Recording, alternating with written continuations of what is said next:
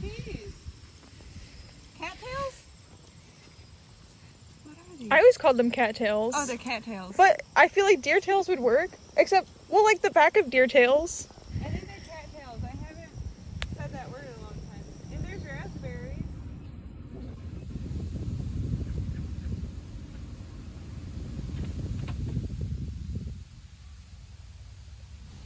Why did you want to get into social work?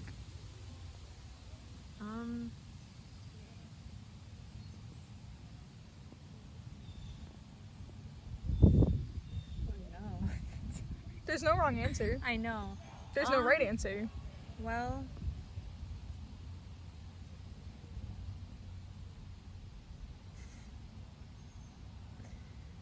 I think I have like a few pathways that made me want to go into social work, and one being my relationship with the social worker when I went into foster care. So, it seemed kind of like a cool job, like the social worker that transitioned us from, Child Haven to our foster family brought us to Grand Haven to the Coast Guard Festival, and she just hung out with us for the entire day until we went to like our foster home. And I'd never been to the Coast Guard Festival. At least I don't remember going to the Coast Guard Festival or Grand Haven. So I was like, that's a cool job. So I always had this like weird perception of social work as the nice lady that brought me to the carnival when I was going through a very chaotic and traumatic time in my childhood. But then as I got older, I knew I wanted to get a master's degree, and it was between library science and social work. But the more I rooted into sociology, I was like, okay, I know that social work is where I'm supposed to be.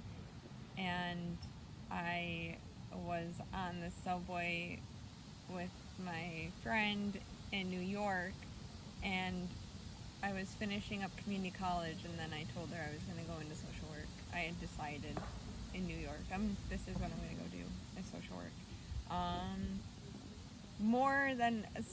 I love library science, and to think about how it can be like radical in some aspects, but then to be able to be on the field, I think is really important for me. So do you see yourself working more with children then, or is it just any specific I try to keep my category? Yeah, I try to keep my mind open because I don't know where I'm going to be, and I had been given advice by other social workers to just kind of go in open to any possibility of where I'm going to be. Mm-hmm. But I would really enjoy working with children, and I think working with like immigrant children would be really interesting for me, because I think that I would love to be kind of a gateway, like transition from one culture to the next, depending on where they're coming from in their situation. But yeah, I don't know. I think I can be really warm and really comforting, and I think it's a double-edged sword in the field because it's like really. I feel like social work is like sandpaper, you know? So it really kind of can either smooth you down or it can rough you up. So I don't know. We'll see. I'm not really in it yet, but yeah. I mean, you're getting close though. Yeah. How much longer do you have until So after that happens? This semester, I'll have 2 years, and then I have my MSW, and I'll have to spend time working in the field. But yeah, it's where my heart is. So, yeah. Would you want to talk about foster care at all?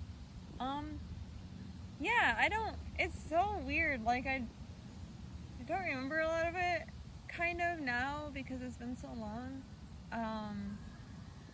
But I remember. It's weird. Like I remember more the after effects than I actually remember foster care. So I know when I went into Child Haven, which is basically like where children go when they don't have a placement. It's closed now, but that's where we were, and it's in the Heights.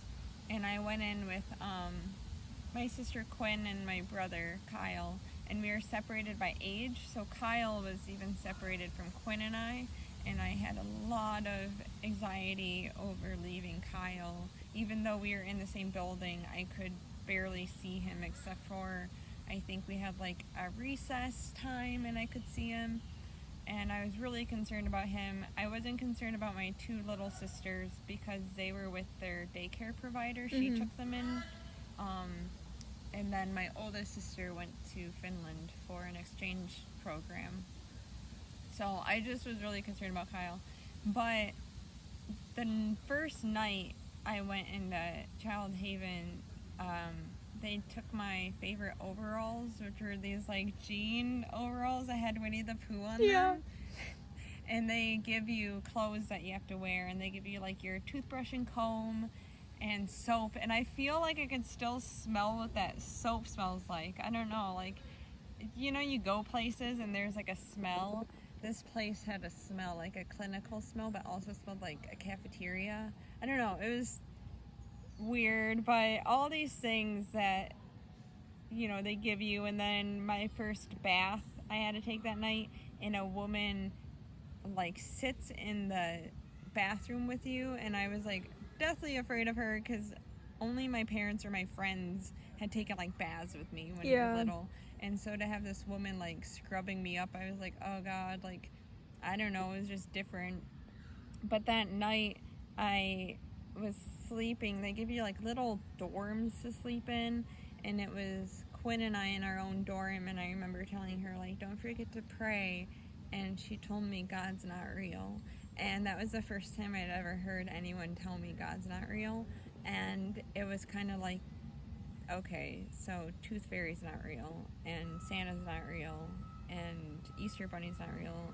I'm a fucking dumbass. Of course God's not real. Like, it like came together as just another childhood myth I was told at a very traumatic time, to be told that from my older sister, and that was the last thing she said to me before we went to bed.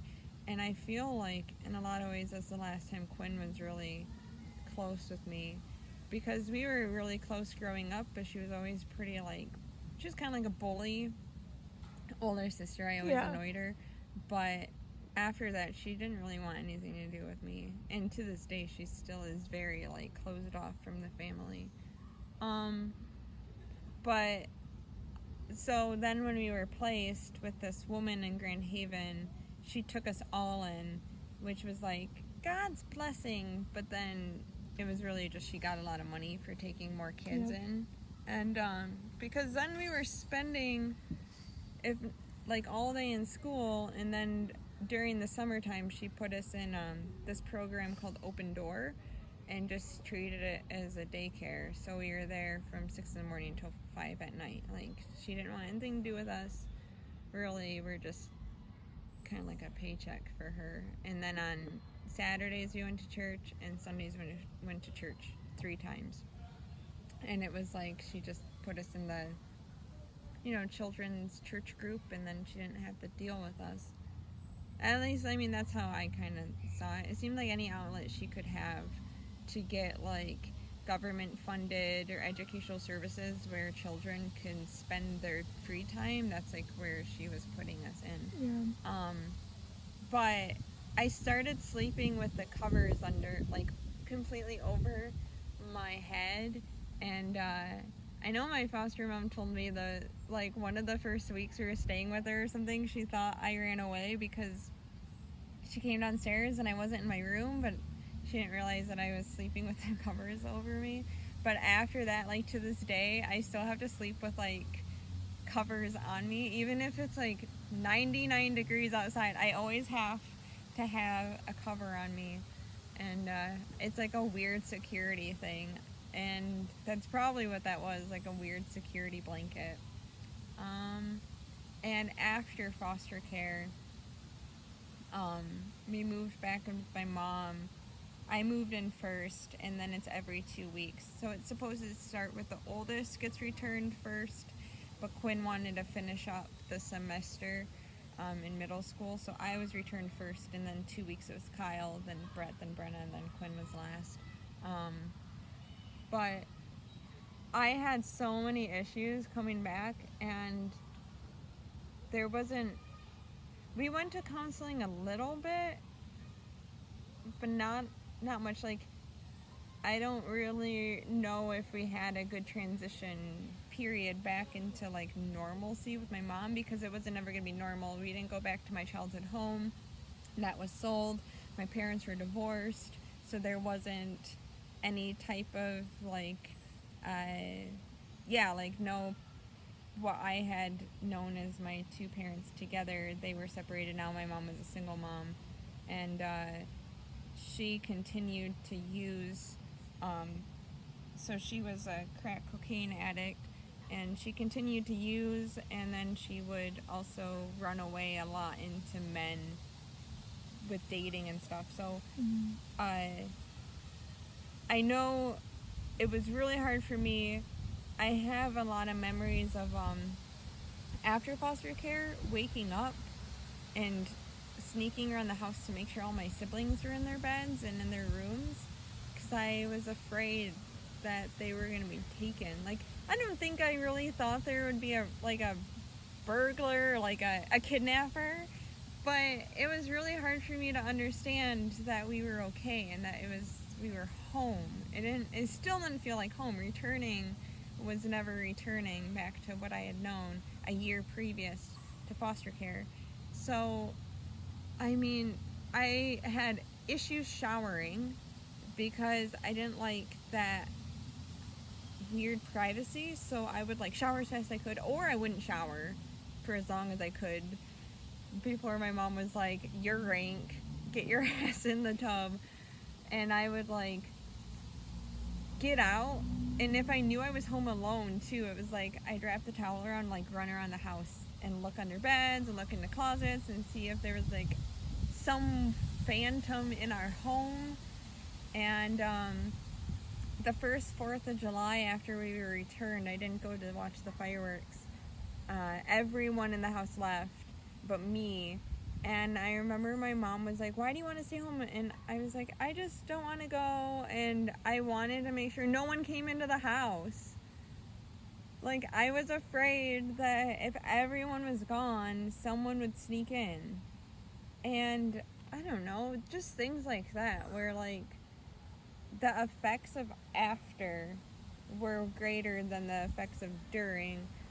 Because in foster care, even though my foster mom really pawned us off a lot, there were still 3 staple meals, and she made us do our homework. There was like a structure.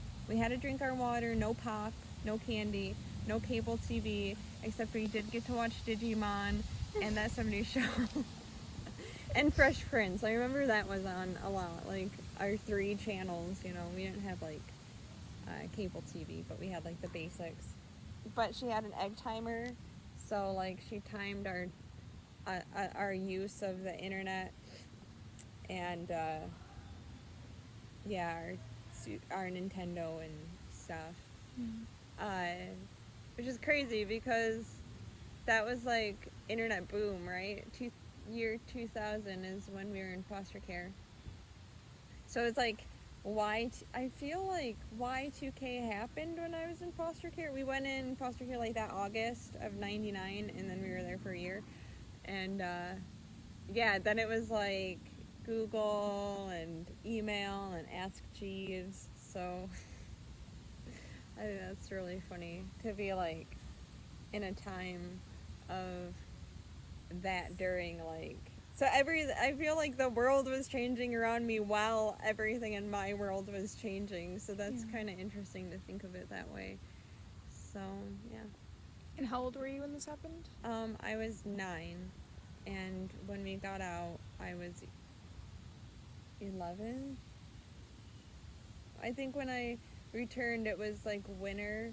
So, because I went in fall, and then my birthday's in October. So I'd have been 10, and then the previous winter, I think I returned home, like, after the first semester of school. So it was, like, from late 9 to 11, I was in foster care. And, yeah, it's weird because it affected my siblings all different. My oldest sister was 16, and Quinn was 12 to 13, and Kyle would have been 7. Brett was 4. I think she was 4 because then Brenna was no, maybe Brenna was 4. Anyway, sorry. I know that the little ones, I think Brenna was 3 and Brett would have been 4, and then they turned right away or something, or Brenna just turned 4 because it was August. But it affected them all separate because Kyle had a lot of separation anxiety. Brenna ended up having borderline personality, which I think a lot was being separated from your parents, and then also the effects of after when it never went back to normal, and then my mom continued to use drugs without any stable income that my dad would have brought in. So yeah. Is there a way you feel like that could have been done better? The re-entering process? Yes, it could be. And I think I realized early on that these people were like fooled by our family. I don't know, it was so weird. Like, we were given a Christmas, so we were a sponsored family. Mm-hmm.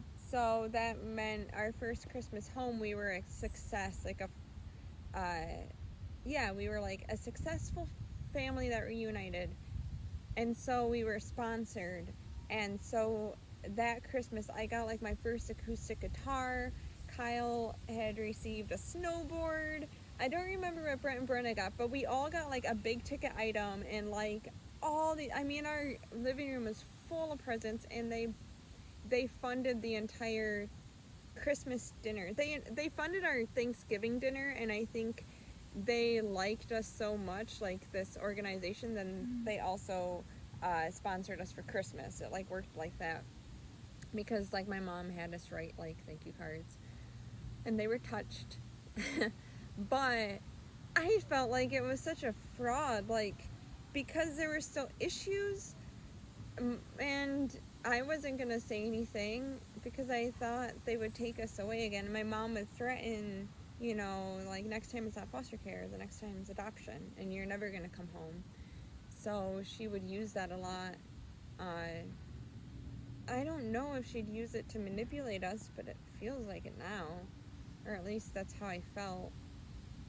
So it's like I didn't tell my dad she was still using, and we just tried to go on like it was a secret. But I think they could have kept my mom on probation or something. Were they doing evaluations of her, like coming to check on how she was doing, her process? No, only in the beginning, like she got out of, so she went into Teen Challenge, which was a rehab, and she was going to be in it for a year. She was in it for 9 months, dropped out, but then she proved to the judge she was okay because she got housing. She stayed with a lady in Spring Lake, like a duplex, so she was renting her basement, got a car, and got a job, and that was like the requirements to get us back in the time frame of a year. So she did all that, and but I don't think it would have been nice, but I guess how do you really drug test for crack? I don't know. I don't want to act like I know, but I think it's a hair sample.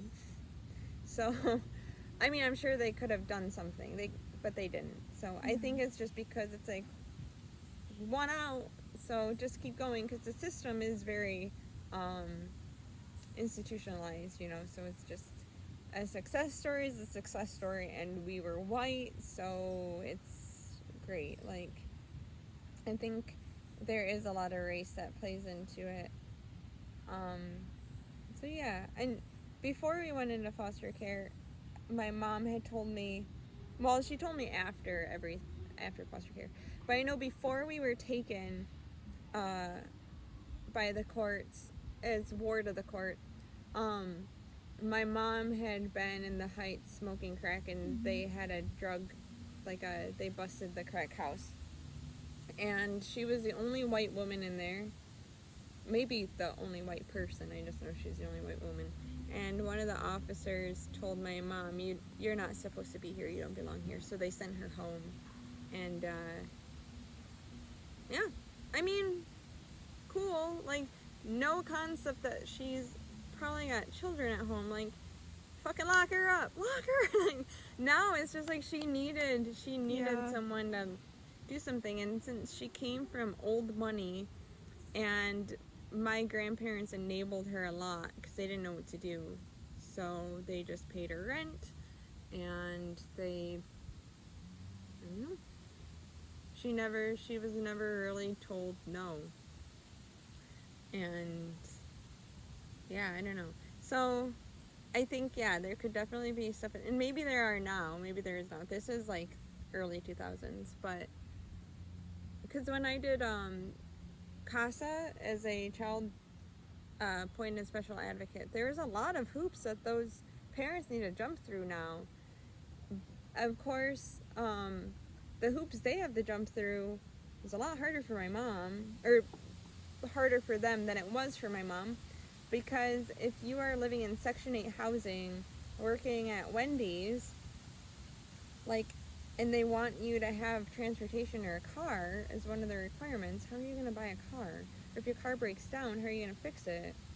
It's just, I mean, these parents, and I don't know, I just feel like it was easier for my mom because she had supports. Like, she had my grandparents to fall back on, where, I think it's harder.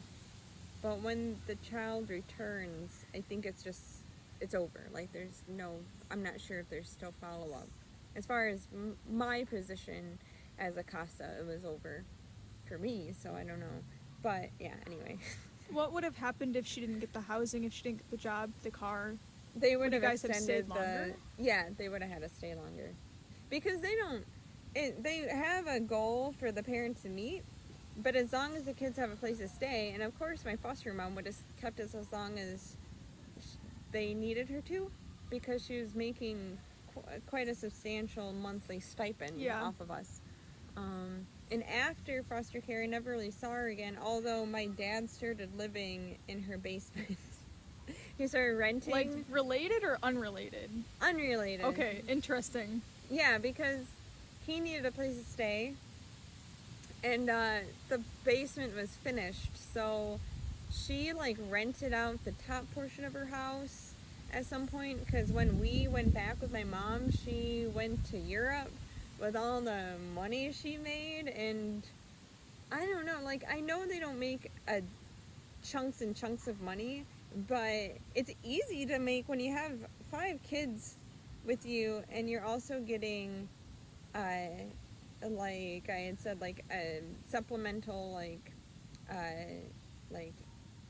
basically daycare, and you're getting the free lunch at school and free breakfast at school, and I'm not sure if she got food stamps or whatever else, but school club shopping was Goodwill. She was very resourceful with the church, so everything she could get freebies, and then after she probably had a good chunk to go hang out in Europe. She was gone for a year on a mission trip because she was very righteous. Right, right. So the white savior. Exactly. Do you feel resentment toward her? Is it more of a negative feeling you have? Because it doesn't sound like she came across as very motherly, but just someone who is there to kind of watch over. Yeah. I think I don't know, she kind of playing drums. I know. She kind of gosh, I don't know how I feel about her. Sometimes I hated her, but then I was so thankful she was there. Yeah. And she was mean to some of the siblings, but not me, because I'm such a people pleaser. So I was trying to always be on her good side. I remember one time I kept getting the lunch bill Like, the school was giving me the bill I owed for lunch, and I went to the school and paid for my lunch with my allowance. And then they contacted my foster mom and told her that I had paid for the lunch, which was free, so I don't know why they told me it cost money. And when she found out that I used my money from doing dishes to pay it, I was so embarrassed. And then, I don't know. I just remember that story. I don't know. But it was, like, super embarrassing. Like, I'm just trying to do the right thing, and I didn't even want to talk to her about how she owes the school money for the lunches that I thought were free. So instead of talking to her about it, I just took the money and paid for it myself. And when she found out, I was like, oh. And I don't know. Doesn't matter. I just used my money to buy ice cream anyway. Well, I saved up a lot of it. I got like $5 every week for doing the dishes every day. But I also have eczema. So I had like really bad scaly lobster skin. And then like I didn't grow into my smile forever. That was like such an awkward. I had like greasy hair. I wore the same clothes every day. It was like the same pullover I wore, but I had different clothes underneath, but I wore the same pullover, so everyone thought this foster kid just wore the same clothes. Then I had these huge glasses, and I got really obsessed with like occult things like Dracula and Frankenstein. So I'd write these like scary stories. And one time they took it down from the hallway because we had to rhyme our names with something. And so like basically it would be like I don't know what would now I can't think of anything, but it'd be like, this is Serena, and then something that rhymes with Serena. It's such a bad example. She's crawled from the marina. There you go. Yeah, something like that. Mine was, this is Chelsea Kelly. She was stabbed in the belly, and it was a illustration of me being stabbed and blood everywhere, and I was in 4th grade, and it was in the hallway. I don't know why my teacher even put it up, and they had him take it down out of the hallway. What was going to school like as a foster kid? So they put me in a kind of like a Montessori, which to me was like amazing, because going from Mona Shores, which is very test and like MEP scores and everything, and you had to meet your what would you like your school's achievement rating of whatever, like your reading goals, your math, your whatever, science. Going into Montessori, which was divided by, like, our class was made up of 4th and 5th graders. So I shared a class with kids a year older than me. And then it was really centered on, like, hippie stuff. And my teacher was, like, Native American and Irish. So he was, like, really into drum circles, and also into like learning about banshees and stuff. So I think that's where that like occult fascination came from, was being taught by him. And he had like long hair and a ponytail.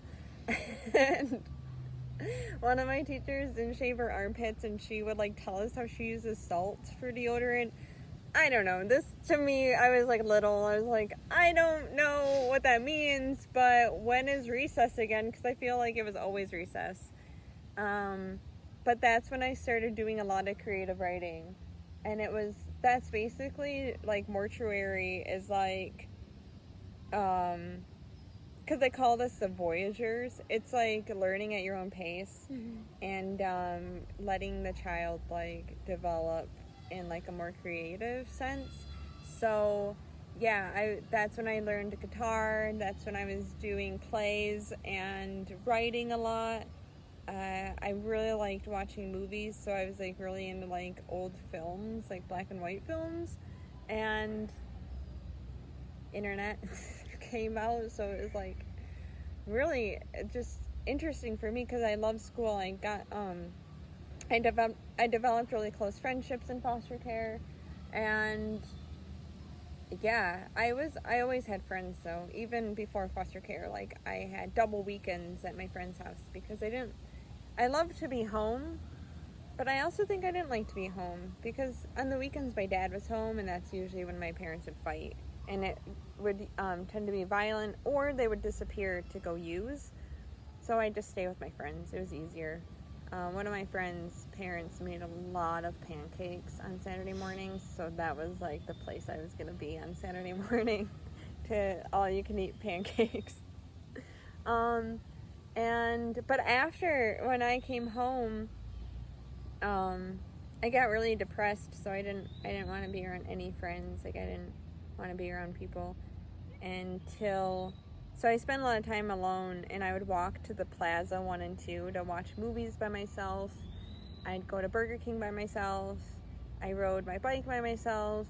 I did a lot of like things in solitude.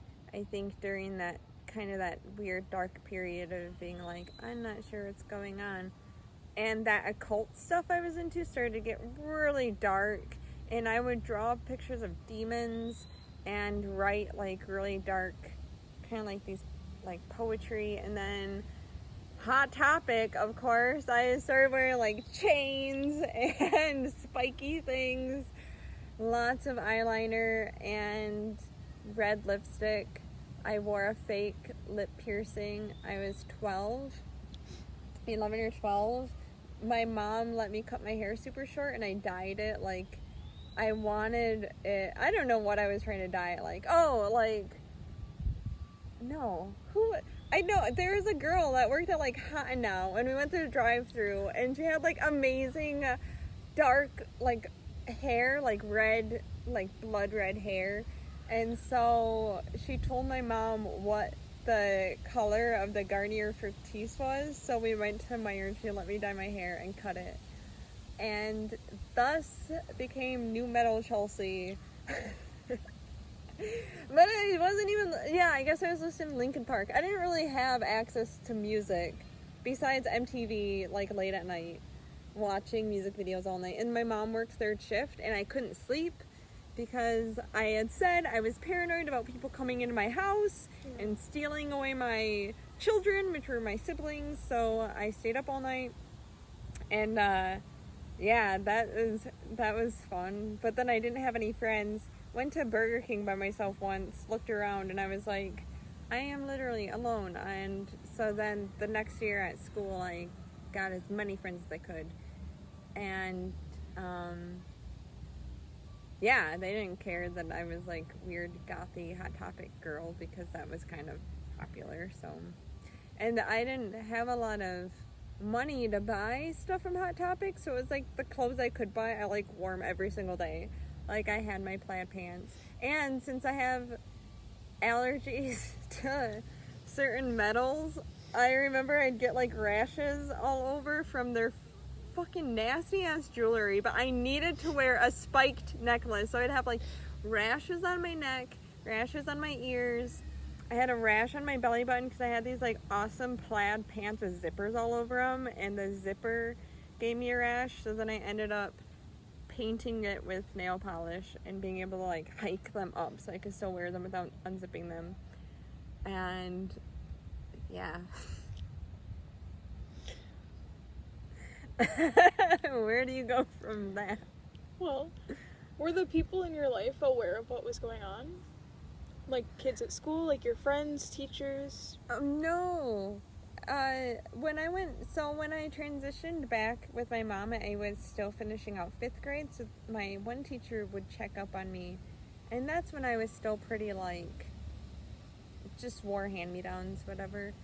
And it was the summer going into 6th grade that I started getting really depressed. I think there's no structure. I don't know what he's eating.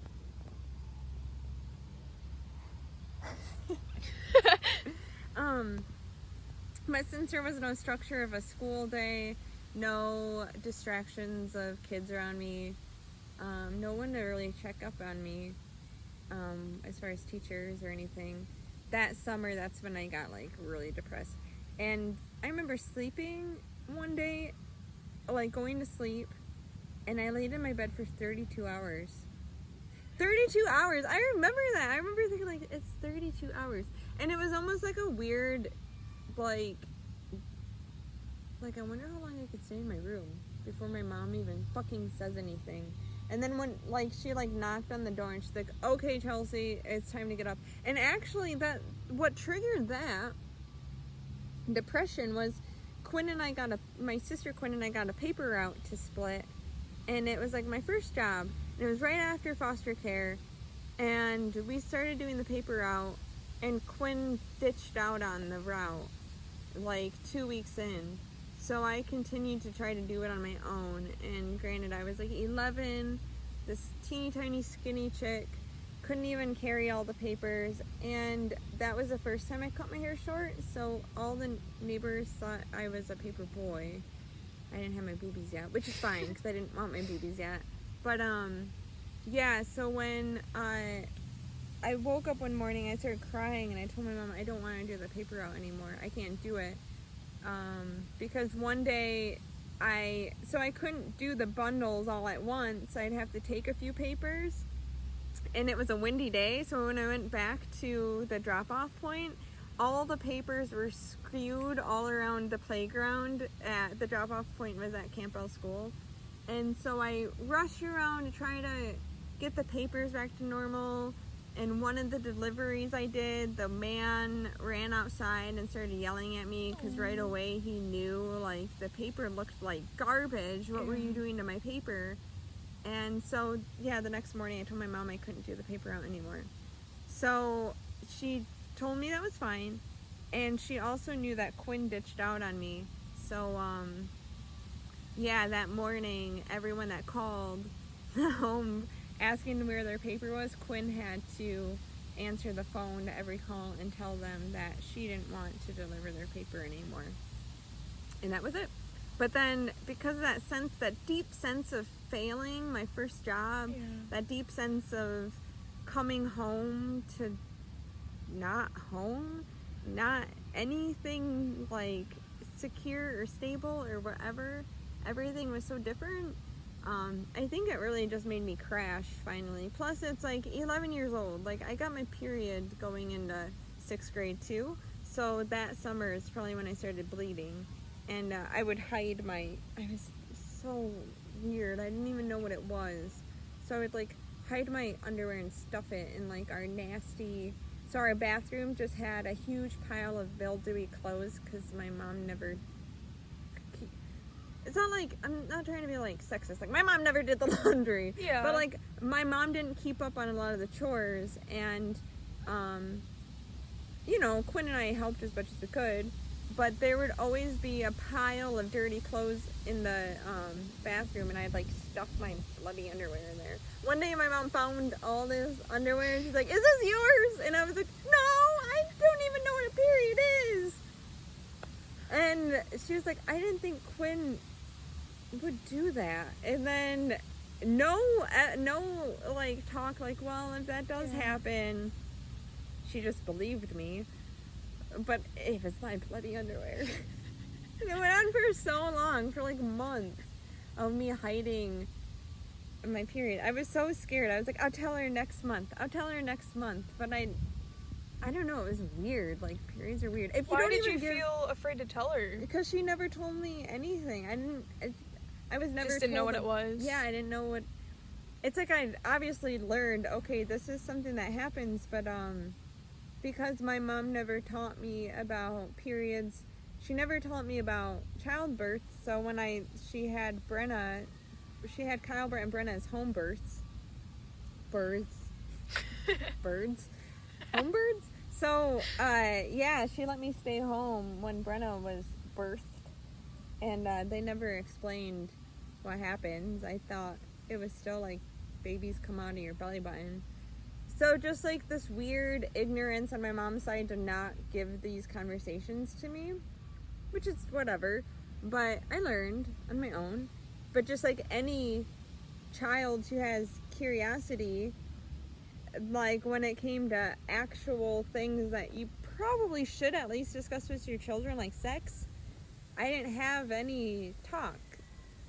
So I just learned on my own. And when I was 14, that's when I started having sex. And that's when I started smoking cigarettes, stealing from Meyer. I started smoking weed. I don't know. It was just watching porn. I was like, I'm gonna learn, so this is how I'm gonna do it. So, and the smartest thing that teenagers do is categorize the shit they've done in a journal for their little sisters to find. Oh my god, that happened. So, you know. Well, I can't help but notice your shirt and how it very clearly has that little tiny anarchist A in it. What got you into punk? Oh, so my mom's been married 5 times, including my dad. And her first marriage after my dad was, after foster care. She met him at, like, the factory, I think, that she was working at. And, yeah, she was in a pretty stable relationship, actually. When we were going through foster care, she had met someone who was super nice, and he was a photographer and was hired by, like, big companies and, like B&W and Meyer and stuff to do, like, their produce and whatever. He'd, like, take the pictures that you see in the grocery stores. And, yeah, he had a great job. He was really nice. His daughter was a closet goth, and she would, dress to school normal, and then when she got to school, she'd take her clothes off and, like, get dressed in the bathroom. And her father found out, told my mom that, you know, he had a relationship with. And then I was already kind of into Hot Topic stuff, but I did have, like, an anarchy shirt. It said, it had the anarchy symbol, but I can't remember what was on maybe it did just say anarchy or something. And my sister told my mom that the A meant Antichrist, so she wouldn't let me wear it to school anymore. So I would hide under my clothes, because I was like, well, you just taught me how to do that.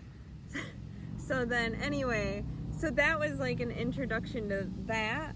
But then after she broke up with this photographer who was super nice and willing to stay with her after she got her kids back, I went through this, like, crazy period of, you know, knowing she's an addict, that she has 6 kids, that she's, like, pretty poor, and he's willing to stay with her.